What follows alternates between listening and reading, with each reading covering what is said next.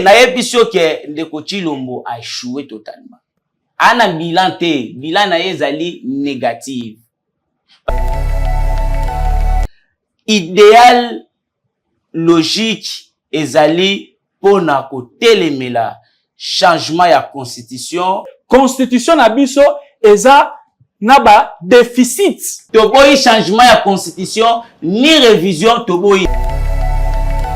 Nayebi sio que pour l'instant ce n'est pas la constitution. Pour l'instant c'est le dialogue national inclusif. Le moment dialogue est important na mboka na biso. Bazo senga dialogue pour ba privilégier mabumu na bango. Mais biso to ko luka dialogue pour na mabumu na biso te. Prince Penge a ko luka dialogue te pour que avoir maté. Totika kozana sima ya C64 au baza ba communicateur ya AFC ba M23. Merci. Bazo communiquer pour parrain na bango nanga. Coalition na biso C64 toza ni associé na ba groupes armés ni en collaboration avec le Rwanda. Il faut tout ça là autobengaka réconciliation nationale, le bon vivre ensemble. La politicien va jouer jambon rebelle. Oye bisa ministre là que undakuna na goma. Voilà. Ana mbongo mukie. Nebisa député que voilà. Yoda ana salela malumake. Mais député kwani kiye prikungani. Alexika Musatazindo. Ya bungi le pepe.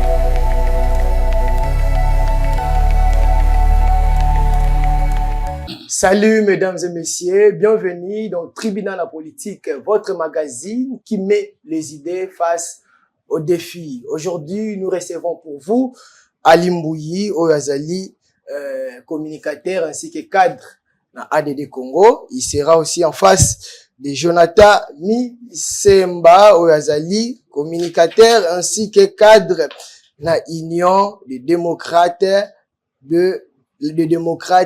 Rénové. Na bango ndeko beta masolo na matali politique ya mboka na biso République démocratique du Congo, boza ebele partout dans le monde en train de suivre votre magazine Tribunal la politique et surtout merci pour l'encouragement. J'étais le vendredi na ba Congo et quand bien ba elanga makambo ebele bele betingai, mais aujourd'hui je suis là pour vous servir. Ça fait du bien ko kabona bino ça la moi passe, mais lorsque nous sommes là pour vous servir et ça la biso moi bien. Comme j'avais tweeté aujourd'hui na ba biloko fona ebisa bino biloko et sengel la bino boyoka parce que là je dis à tout moment mboka na biso sengel ebonga Congo il faut ebonga yana makambo na ko ba egozo ko engager ka ngai moko. Yali après analyse, après investigation, ndé na koloba makambo wana ezo ko engager ka ngai. Je ne fais pas d'interprétation mutalo ba oh zala ki boye pourquoi pour ça la ki bolo ba wana za makambo etel ka ngai analyse na ngai moko tali motote.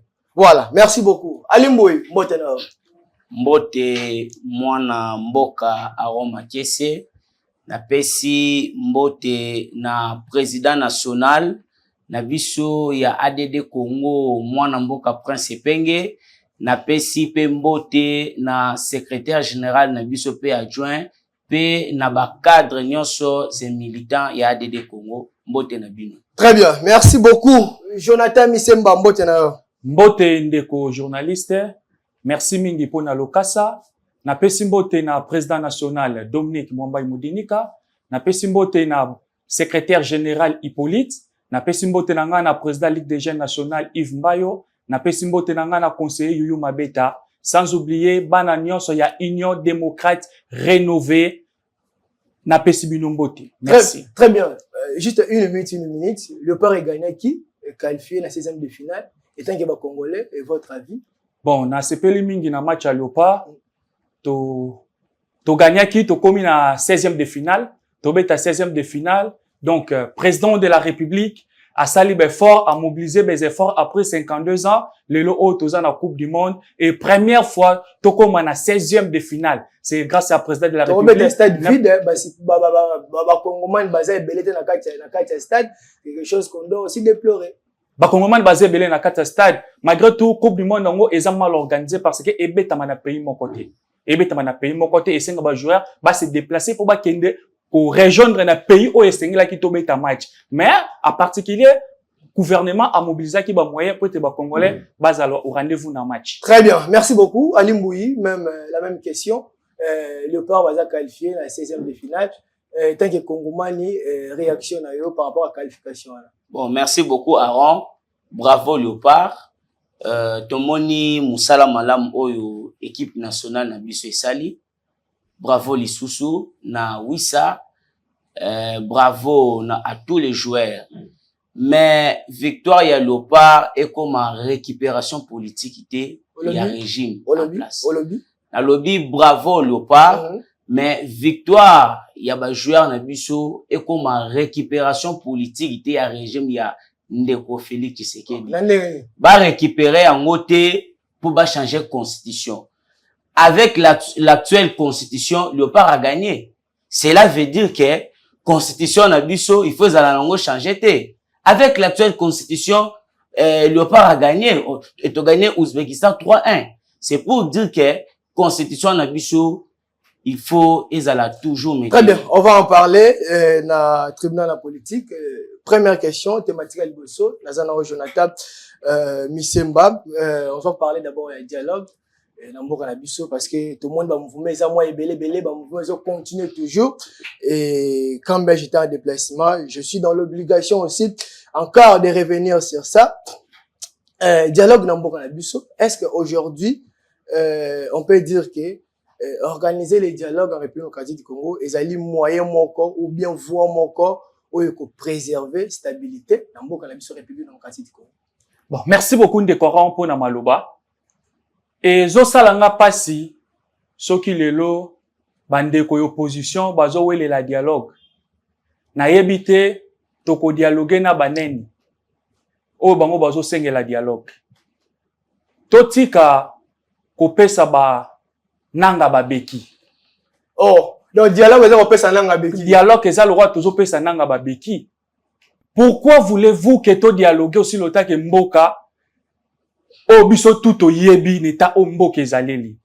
Pour le moment dialogue est importante na mboka na biso et le biso sengel to sala président de la République azo sala be fort to ba ndenge ni to ko récupérer ba espace o eza occupé par les rebelles. Tu vas récupérer l'espace occupé. Ce n'est pas pour le moment de dialoguer. Bazo senga dialogue pour ba privilégier ma boumuna bango. Bazo senga dialogue ba principe bazo luka dialogue pour bika kozala ministre. Avoir misaye na famille na ye. Bazo luka dialogue Martin Fayulu bika kozala ministre. Bazo luka dialogue pour ba divorce kitoko ba bike ba kozwa ebonga na kati ya mboko yo. Na ba kozwa na ba ministère. Yango président de la République alobi e biso peuple.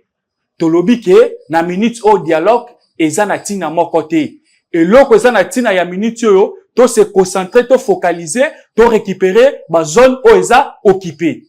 Comment rassurez-vous que dialogue opposition au sein eza uniquement pour na ba intérêt na bango be pour na mabumu na bango ndo utolo bana? Mais toyebi ndenge esalamaka ndeko journaliste o eza dialogue a liboso te to mona na mboka na biso. Toyebi na dialogue wana bazokende na partage ya gâteau.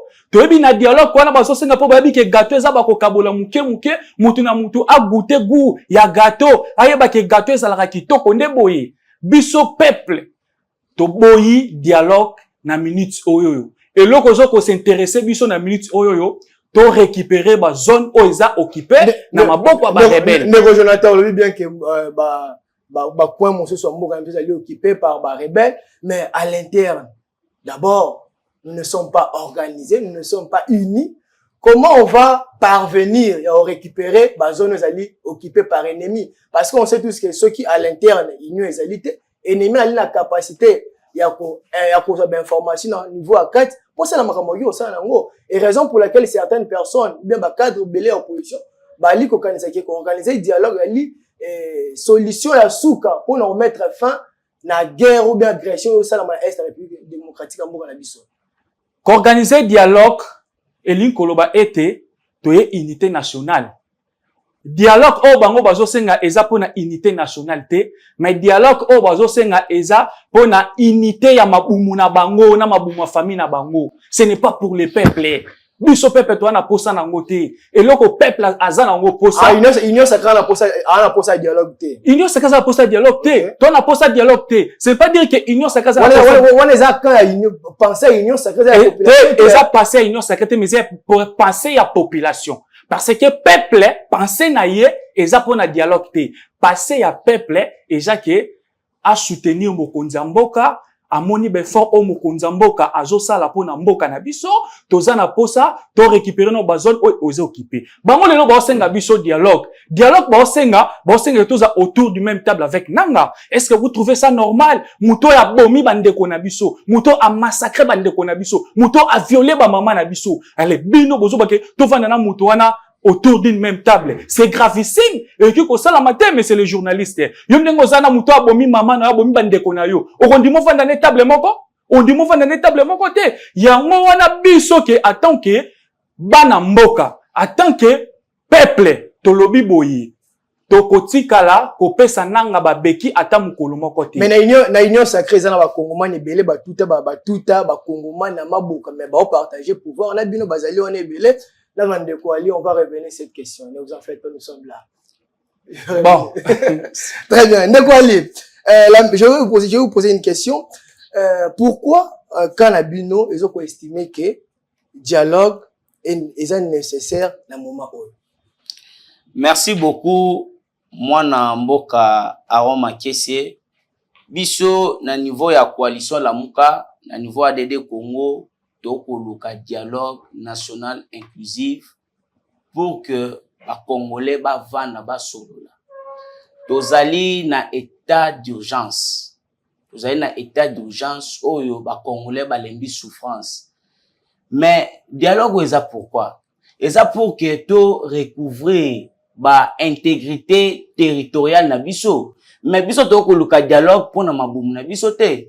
Prince Penge akoluka dialogue ite pour que avoir maté mais Prince Penge akoluka dialogue pour ezali pour na vie ya ba Congolais. C'est ça d'abord l'objectif ya dialogue national inclusif. Ezali oto kobenga unité nationale, cohésion nationale, les bons vivre ensemble. Président élu Martin Fayulu a sali ba discours à plusieurs fois. Alobi Mikolo Ebele a répété toujours kolobake il faut tout ça là auto bengaka réconciliation nationale le bon vivre ensemble ba makambu nyonso oye koleka biso to limbisi biso to lobi il faut dialogue national inclusif participation ya ba congolais nyonso ba participer na processus ya paix pour que tout cela pona avenir ya mboka. Biso totali ke Ndeko Tshilombo a dirigé pays oyo to toza déjà ba 8 ans mais to komona eloko te yongo to lobi objectif oyo na terrain lo malongo salame ezate durant règne na président Félix mais on est dans le makanisa ADD Congo te na yebiso ke Ndeko Tshilombo a échoué totalement a échoué na mandat président Félix a échoué na yebiso ke a échoué totalement na mandat na ye. Ana bilan te, bilan na ezali négative. Parce que promesse oyo Ndeko Tshilombo a promettre ba Congolais à réaliser en côté. A réaliser en côté. Le lo Congolais a kozanga maya komela. Le lo Congolais a kozanga courant. Le lo Congolais a kozanga musala. Pourquoi? Parce que les promesses non réalisables. Yango moni objectif ya dialogue national. Ezali ba Congolais ba vanda. Baloba place il faut tout arranger. Place il faut tout salabou. Eza pona kopesa Ndeko Tshilombo babeki te.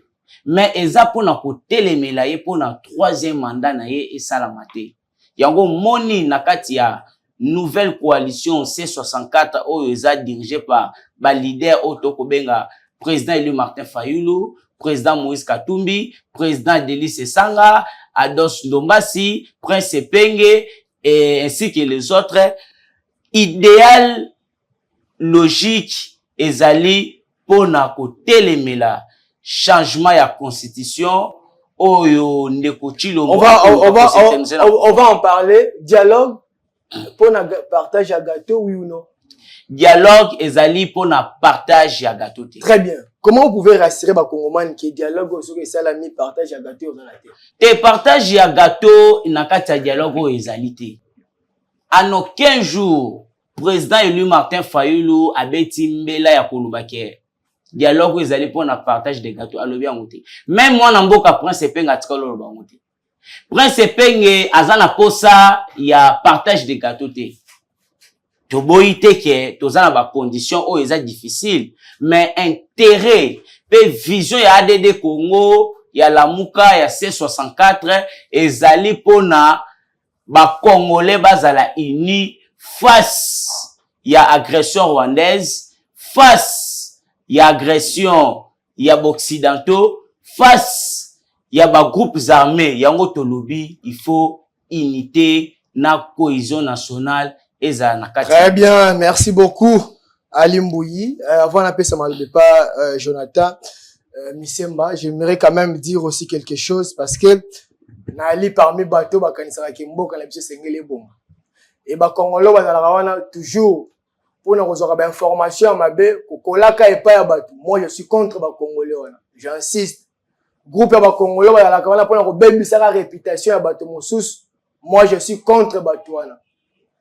J'étais en déplacement, là qui m'ont massolo belé nenga makambo la maka surtout pour la match le pas. J'avais dit je vais parler sur un sujet là d'ici là. Ce jour makambo était les prophéties. Il y avait un prophète, il s'appelle encore Charlie Bimutondo. Il avait prophétisé dans makambo était le match à Léopard. Selon lui, Léopard et Senghela a gagné 3-0. Après ça qui n'a pas minute Senghela Léopard et Senghela qui a gagné. Mais sur le terrain makambo salami ndenge mususu Léopard a poli. Et on a vu même des gens critiquer ce prophète. Mais la question que je vous pose, monsieur, ou bien groupe Yabatouana, est-ce que vous ne savez pas que même spirituellement, il y a des règles qu'il faut respecter? Abakouk, quand aussi vous lisez Abakouk, Nzamba Ebisa Abakouk, prophétie au coquissement, mais tu dois attendre ça. Aïbaki Ngongate, donc condition à Pesaka Abakouk, il devait attendre. Élisée avait demandé à Élie la double portion. Il y a pouvoir là, mais condition il y a PC de Zakinini. Tant on a rebataillé, vous allez vigilant, regardez-moi. C'est-à-dire, c'était possible, mais à une seule condition. Les prophètes avaient prophétisé, et il avait donné les instructions, le joueur qui devrait commencer le match. Est-ce que le joueur là va bander qui match? C'est la question qu'on doit se poser. Est-ce qu'il faut aller à prophète ou bien équipe à recherche?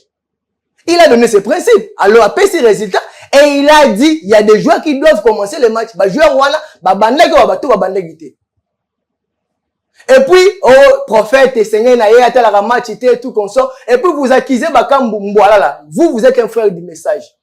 Moi, je lis beaucoup plus, la temps a beaucoup plus prophète Branham. Et ça, la citation, prophète Branham, Azo, on peut ça d'exemple, un match à football.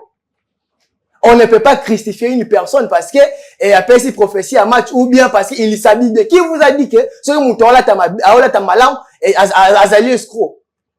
Quand tu as l'argent il faut s'habiller. Mouton là bon on a essayé de habiller. Problème comme nous entre mon sala mouton li ko sala ainsi que na kolata na problème ezali wa. Baka bazali mbola là. Oyebi nani ke baka mboza mbola là. C'est ko tala ki match. C'est-à-dire arrêtez de condamner les autres. Tala ki match. Oyebi ndenge ki bakambo za mbwala la on accepte kaza mbwala mais oyebi ndenge ni c'est que potala ki match longo mona ba prophète na biso so tala ki match mais c'est que je sais les prophètes Branham n'a pas condamné le fait au tel match à football donc arrêtez d'amener ba discussion oh boy c'est que professeur ba gwisa mité ali profo ba kongoman et ali faute ya prophète était et ali faute ya bateau sengala ki basala ba équipe ya recherche. Le prophète a dit, coach, et c'est là qui n'a pas bandé ça. Joueur, c'est là qui, oh, prophète, attends, est-ce que le joueur n'a pas bandé qui match? Donc, il y avait violation. Ceux qui Élisée, alors qui attentif pendant qu'il y a bandé comme ça. Pensez-vous que Élisée pouvait recevoir double portion? Jamais. Il y a toujours condition, il y aura toujours. Mais moi, ton côté, ce qui t'en voulait toujours des conditions, non? C'est quoi? La spiritualité, c'est comme ça. Vous avez, on dit toujours, il y a la part de l'homme, il y a aussi la part de Dieu. L'homme doit respecter sa part. Dieu a aussi sa part. C'est comme, vous avez péché, vous voulez que Dieu puisse se repentir à votre place. Ça ne se fait pas. Tu as péché, il y a pour se repentir, Dieu va te pardonner. Arrêtez avec ma débat, arrêtez, arrêtez. Oh, prophète. Le prophète a dans la sointé. Et c'est un temps où la rassou qui est belé, salité, mandé fait boti, à pembe, belé dans moto, parce qu'il y a prophète, à temps où la rabon. Ndeko Jonathan. changement de constitution, révision. On parle à la fois de changement, on parle à la fois de révision de la constitution. Mais la question que je vais vous poser, bien la question que je vous pose, quels sont les articles au selon Bino et ils ont mérité que vous changiez. Voilà la question à Liboso. Question à Mibale. Pourquoi à ce moment on doit parler de révision de la constitution? Vous avez la parole. Merci beaucoup, ndeko journaliste, pour na mutuna malamu o tuningai. Na moni ndire ba Congolais to bosa na mingi. Na décembre awa na accord de Washington. Na habité soki déjà ozwa ta kutanga ngo. Na accord de Washington na article 12 nango ba recommander la République démocratique du Congo s'engage à entreprendre des réformes judiciaires et institutionnelles. Pourquoi? Parce que même si États-Unis a remarqué que constitution nabiso eza na ba déficit, ils ont permettre que mboka et décoller, ba sengi que nabiso ba lobi que biso toye ko soutenir bino, mais avant toya, avant to chaba moyen et sengeli bosani bosala ba réforme judiciaire et constitutionnelle. Donc to changer constitution. Wana na article 12 y accord de Washington. Bango article 12. Basengi na République démocratique du Congo. La République démocratique du Congo s'engage et entreprendre des réformes judiciaires et institutionnelles. Donc, wana, c'est-à-dire que match exacté. Et deuxièmement, tant bozo lobelake, article 220, toki ko déverrouiller ya moti. Mais nazo sabino loro moro bobo sana, article 220 a été déverrouillé le 20 janvier 2011. Donc, c'est maîtrisable. C'est maîtrisable. Ok. Article 220 est maîtrisable. Donc, le 20 janvier 2011, il y a révision. Il y a constitution au basala qui touche qui article 220. Au bango lelo sans le savoir. Au basala que toki ko déverrouiller article 220 de la constitution. Mais article 220 de la constitution a été déverrouillé le 20 janvier 2011. Ce qui otali na article 220, tozaki na combien de provinces? Bazoko même interdit. Mais lelo toara na 12 provinces, lelo tokoma na 26 provinces. Ba violer article 220 c'était ba violer article 220 sans le savoir. O bango bazoye bate. Ndeko nanga dele konga na constitution, atanga constitution. Baya na plateau te ke po ba loba, mais ba maîtriser matière. Ba maîtriser constitution. Lelo o so ki to vito réviser ou soit to changer constitution. Bati kako diembela article 220 de la constitution. Article 220 de la Constitution a été déverrouillé le 20 janvier 2011. Le leçon de des changements ou révision à la Constitution. La souveraineté, c'est le peuple. Toki ko kanga peuple était à s'exprimer. Toki ko bloquer peuple était. Parce que pouvoir est outra na maboko ya peuple. Peuple apona ki ba eli na ye o ba ko kende ko représenter ye na kati ya Assemblée nationale. Ba élu au peuple apona qui va ko représenter peuple. Le même élu wana ba lobi ke moye to kende na chifoto kende wapi na référendum. Loi référendum. Peuple mutapesa ki ba député pouvoir eleki na Assemblée nationale et keti na Sénat loi eleki. Loko la loi eleki. La souveraineté c'est le peuple. Vu que la souveraineté c'est le peuple, faut que zongi sa loi na maboko ya nene ya peuple. Peuple ça ani à s'exprimer. Bakoki jamais kokanga peuple à s'exprimer ou opposition c'est pratiquement impossible. Ce que loi sur la référendum et sur la place publique et devant peuple. Peuple yemoko kotala abi que non na voter loi oyoyo pour to changer ba test na biso. Na voter loi pour peuple yemoko à se sentir que ce qui toza bloqué exemple toza pour article yango ndesa nini ezo bloquer peuple. Mais idée ça bien on changer constitution ou bien révision la constitution mais mandat ici pourquoi changer constitution bien ko beta masula révision la constitution pendant que mandat ici déjà le mal une année le mal avec l'opposition na mutu na bango Bazo pensait que le président a besoin de faire 3e mandat. Mais il avait dit ça. Non. Écoute. Il avait dit. Alors, lui, ceux qui peuple. Alors, bien. Donc, le président, il est partant. Il est partant. Yoka, mon cher. Yoka, ndeko journaliste. Le président, azalaki clair. Alobi bien. Premier mandat, deux mandat, dans les scènes. Et Sili. Mais ceux qui peuple, ont appelé ça qui a pouvoir. Peuple, a tinda qui a appelé ça mandat. Alobi nanga ke, président de la République, au sali de mandat. Misal au sali les bien, n'a pas qui c'est là. Et ça peuple, et ça président de la République. Il y a un moment qui est tant lobby que référendum, et ça peuple y est moko à s'exprimer. Peuple ceux qui à s'exprimer lobby que ngana lingi nanga changement, ngana lingi nanga modification. Et ça dépend de la président de la République qui président de la République azana makanicité que azwa 3e mandat. Wana et ça dépend de la volonté ya peuple. Et ça pendant mona yon de ko aro. Ceux qui loi référendum et comme lui vote à référendum. Yeba yango été, ce que lobby que donc ngam na pesa président de la République pour pouvoir na boyi na ngai. Donc pouvoir réserver au peuple. Donc, tika, pays est agressé, la constitution est claire, tant pays est agressé, on ne peut même pas penser dans ma campagne. Mais, est-ce que vous ne voyez pas que le président Félix est en train de violer la constitution, ou bien l'union sacrée est en train de violer la constitution? N'a pas pensé d'abord, avant de passer na acte. D'abord, la constitution est claire. À ce stade, on ne peut pas parler de la révision, non plus le changement de la constitution. 30 secondes. Nalobi Boui. Le président Yemoko à soi. Président n'a pas ça. Question simple. On a conférence de presse. On a conférence de presse. Yemoko a dit ce qui peuple aligné bâtissé là. Donc c'est-à-dire que Yemoko à soi, Azan n'a pas sa 3e mandat. Mais ce qui peuple a sengi a bâtissé là 3e mandat. Wana apouza. C'est-à-dire que peuple a élu Olo à Tina na tête assemblée nationale. Ba élu wana babini, ba kepe ko sala babité, dozong ça vaut pas peuple ça nini a voté. Mais yo ka no no ça bino, votre opposition, mais ça bino boy. Boy melo moko. Lelo oso qui pour empêcher peuple à s'exprimer par la voie de un référendum. Bon passer pas bon la matin ça bino ka 2028 élection aux arbres. Dictature. Très bien, merci. S'il vous plaît, s'il vous plaît. S'il vous plaît, s'il vous plaît. On consomme s'il vous plaît. S'il vous plaît, s'il vous plaît. Papa. Non, micro. On consomme s'il vous plaît. Télévision, peuple, à ça la référendum D. Les mêmes peuples wana, bacha ma quantité que la 2028 élection pour ça parce que bon empêcher peuple à s'exprimer, n'avoir un référendum. Peuple peut avoir empêcher bino bon s'exprimer par la voie des votes. Merci beaucoup. Ali Mboui.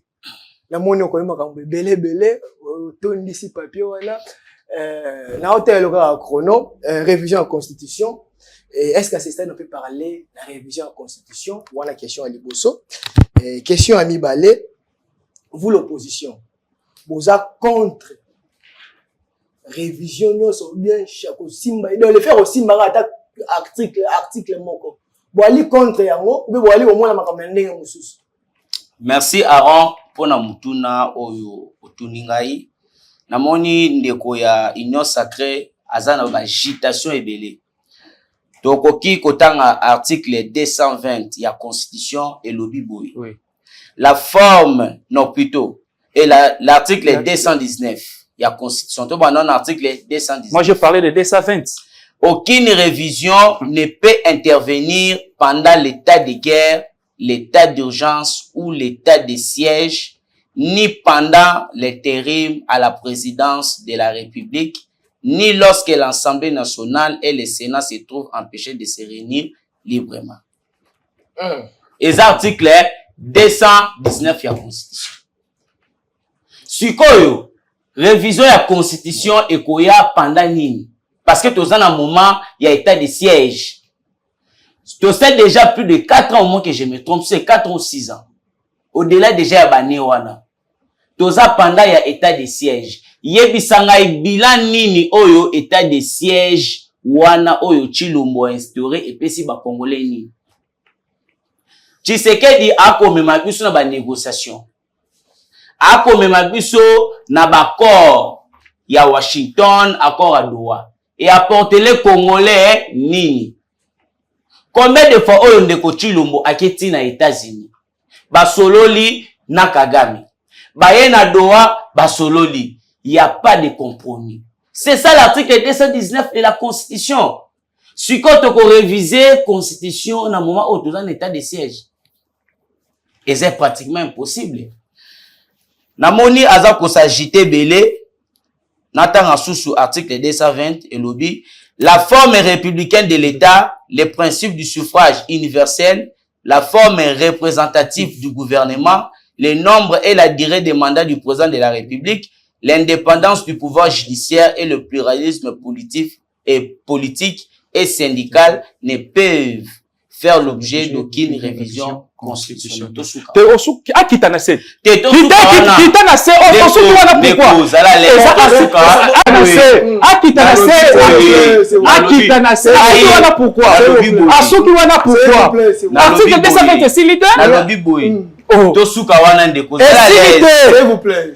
Article 220, s'il te plaît, à continuer.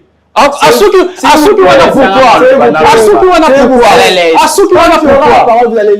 vous plaît. Oui, allez-y. Soko lobby, tu analyser esprit. Il y a des articles. Article 219. Oye lobby, révision de la Constitution. Aucune révision Constitution. Aucune révision de la Constitution ne peut intervenir pendant l'état de guerre. Siko yebisangai. Révision constitutionnelle wana ekosala manaki na kibondo kito na butu. Yebisanga ron. Soit total sous l'article 220, la forme républicaine de l'État. Mais on a à comprendre eloko ya koloba. Ndeko Chilombo asali point de presse. A lobby azana volonté ya kuzwa 3e mandat.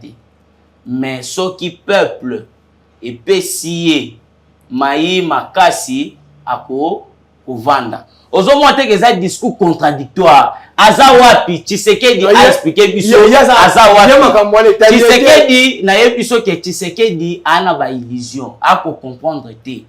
Aza wapi intention politique. Yandeko Chilombo ezali ya ko s'éterniser au pouvoir. C'est ça d'abord la démarche.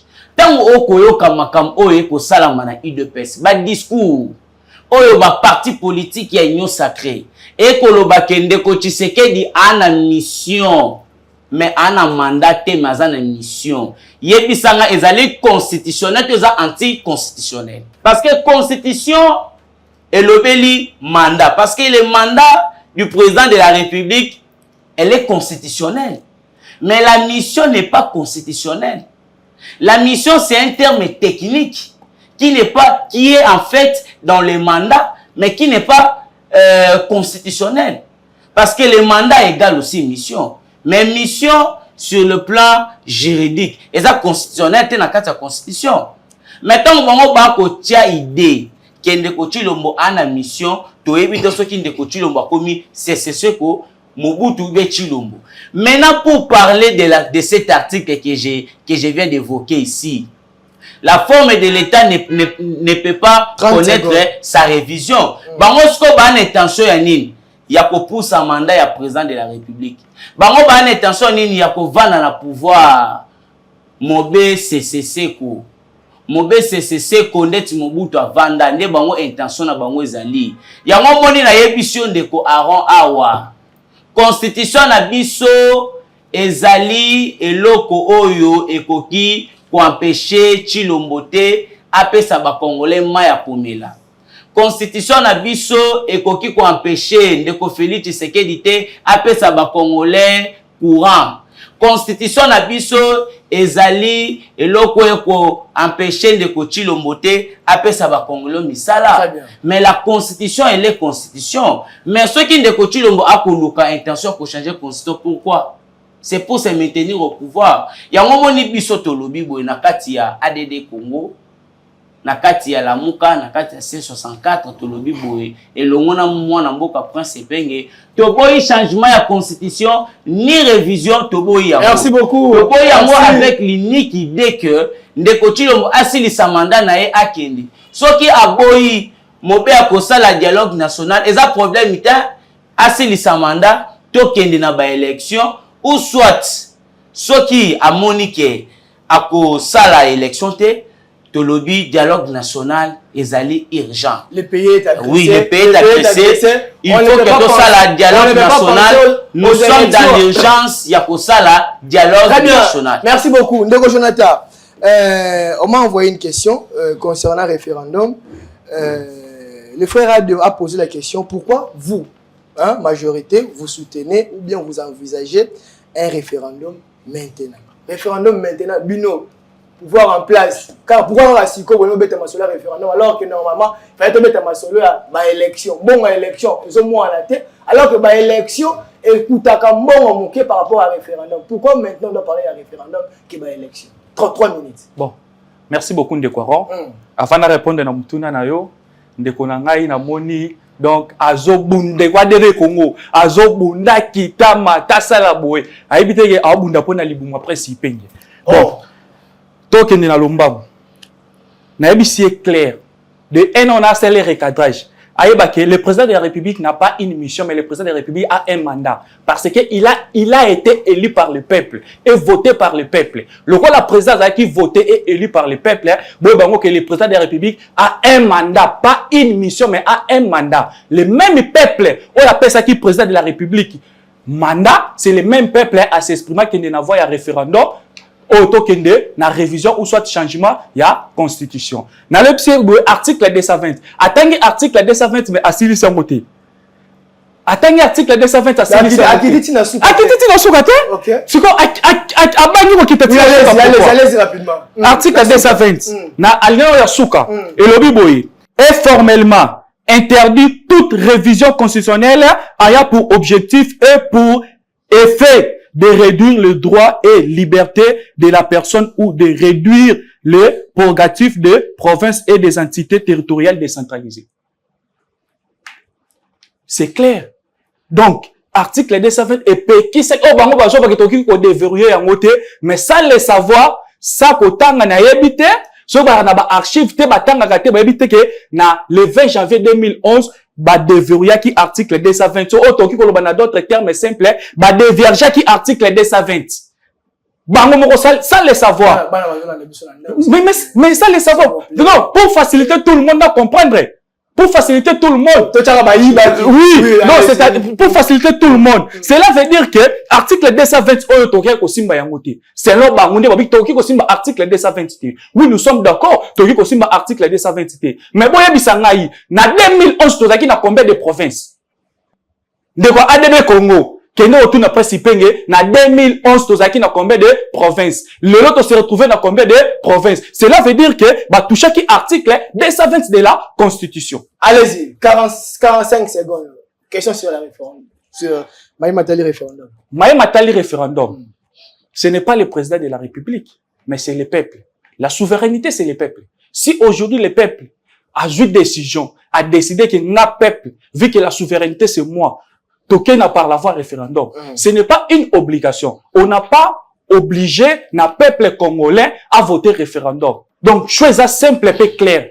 Peuple est à s'exprimer. Ce qui peuple a voté, tout le monde dit que nombre peuple a voté à référendum, peuple a pour changement ou pour révision. C'est clair, tout réviser, soit tout changer. Mais le réseau ça n'a pas si, na boy bande konangai ki mutema mabe bazanango, il y a opposition, il y a la muka, il y a DD Congo, kompomera o basanga nuana C64, o bazama communicateur, il y a FCM23, o bazo ko défendre nanga na République démocratique du Congo. Ce n'est pas, s'il vous plaît, oui, allez-y, s'il vous plaît, allez-y, s'il vous plaît, oui, allez-y. Oui. Tobo iba empêcher volonté à peuple. Ceux qui vont empêcher volonté à peuple n'avoir référendum, on dit que référendum exacté par révision, pas changement. Peuple a s'exprimer la souveraineté à peuple. Bah que même peuple au bango va empêcher pour n'a s'exprimer la souveraineté à peuple. Même peuple on a encore empêché bango na 2028 élection écosalate. Élection écosalate parce que le même peuple on a peut encore empêcher bango pour une élection. Merci beaucoup. Référendum. Pour ani bino molingi ya moté. Voilà, je regarde les chronos. Na yebiso ke biso na kati ya ADD Congo, na kati ya Lamuka, na kati ya C64 olingi référendum wana te. Pona que intention politique. Ya ndeko Félix Tshisekedi ezali pona ko s'éterniser au pouvoir. Yango d'abord, il faut comprendre. Je parle de l'intention politique. Tshisekedi veut s'éterniser au pouvoir. Au lieu de l'obaka Mobutu Seko, Toko Benga Tshisekedi, Seko. C'est ça d'abord la vision de Félix Tshisekedi. Tshisekedi, c'est un contradicteur. Il ne maîtrise pas sa langue. Akoko Saba Congolais. Et là, on quoi Koloba, na 2011, Tozalaka na 11 provinces.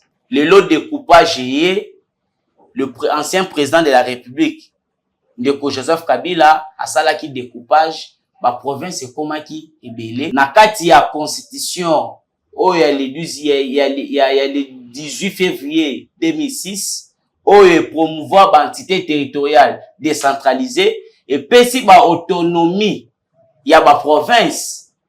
Là, c'est constitutionnel. On reconnaît. Mais bango ba koloba mingi. Constitution oyo, Félix Tshisekedi a koluka pour changer. Mais c'est l'IDPS qui profite sur cette constitution. Le 18 février, Ndeko Kabila, naza communicateur ya PPRDT. Mais bango ba koloba mingi. Baye ko profiter na constitution oyo Kabila tikaki. C'est cette même constitution. Oyo pesi Ndeko Félix Tshisekedi du pouvoir. C'est cette même constitution. Oyo Ndeko Tshisekedi a prêté serment ya pour respecter loyalement et fidèlement constitution oyo. Mais c'est même constitution wana. Oyo Tshisekedi a se référé qui ya pour dissoudre parlement. Ya pour pesa na ba député Kanyaka. Ba créer otobengaka union secret, union salée. Oh, bango ba créer qui bambongo pesa maka na ba toilette. Allez 10 secondes. Na ba douche pour que bazwa majorité écrasante ya moyibi ya Kanyaka. Oh ya kobeta tolo que toko changer constitution. Donc, ADD Congo pour l'instant, on ne peut pas parler Maramotele. Na yebisio que pour l'instant ce n'est pas la constitution. Pour l'instant, c'est le dialogue national inclusif. Zana chité nazo chité. Si que l'on a rappelé les Congolais actuellement pour comprendre. Constitution na biso ba élaborer Congo sur plusieurs critères. Bako élaborer constitution na voie autoritaire, bako ko élaborer constitution na voie démocratique.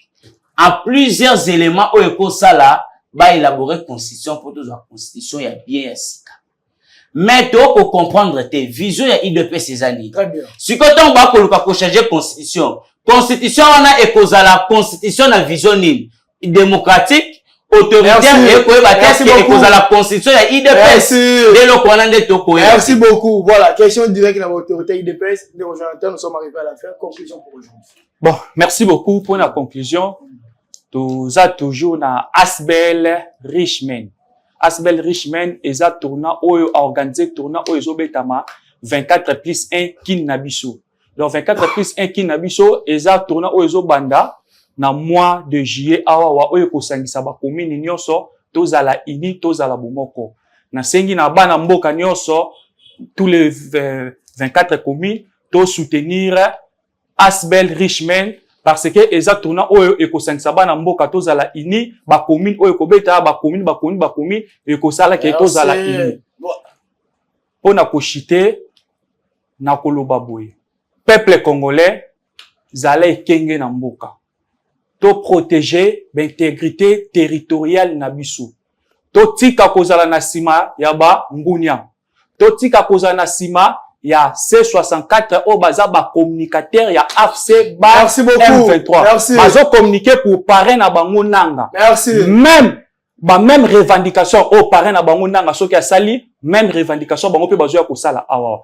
Peuple tozale kenge to veye po na mboka na biso. Voilà, merci. Des cartons.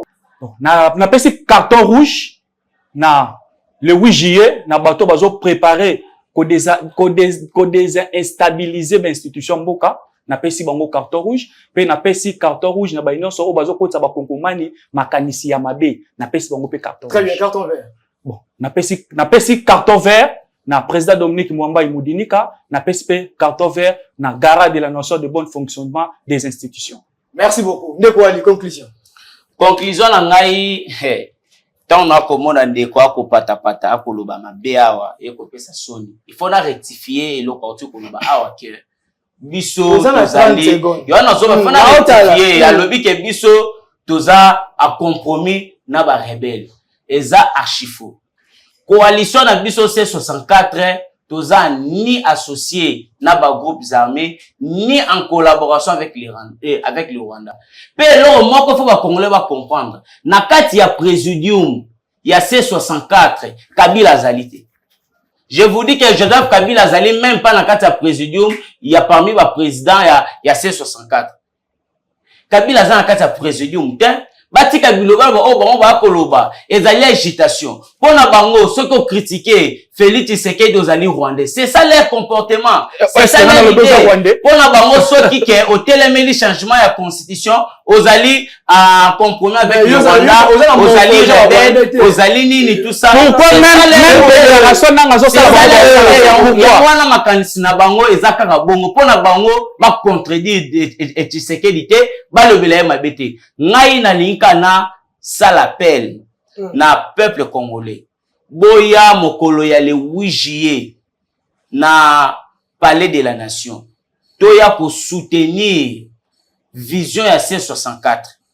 Tokende ko déposer mémo na biso pona kotalisa dictature ya ndeko Félix Tshisekedi oyo akoluka kovana na pouvoir parce que Tshisekedi a prêté serment ya ko respecter constitution mais akozwa constitution lokola torchon ne yango biso to lobby awa ke to ko kende mokolo ya le 8 to déposer mémo na biso to sala makelele pour que révision ni changement de constitution intervenir mais na lingi so na pesa message ya suka et pas ya ndeko Samuel Bembatanda na ndeko Jacquemaine Chabani oyo Jacquemaine Chabani ministre intérieur ya UDPS akoloba ke maladie ya virus ya Ebola ezali to boy entroupement ya batu organisation et activité à C64 ko sala mate. Il est averti déjà. Très bien. Biso to ko tambola. Très bien. Conformément à l'article 26 ya Merci beaucoup,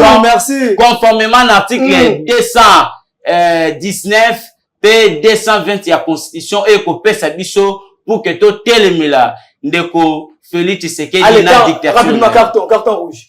Carton rouge na pesi na ndeko Chilombo.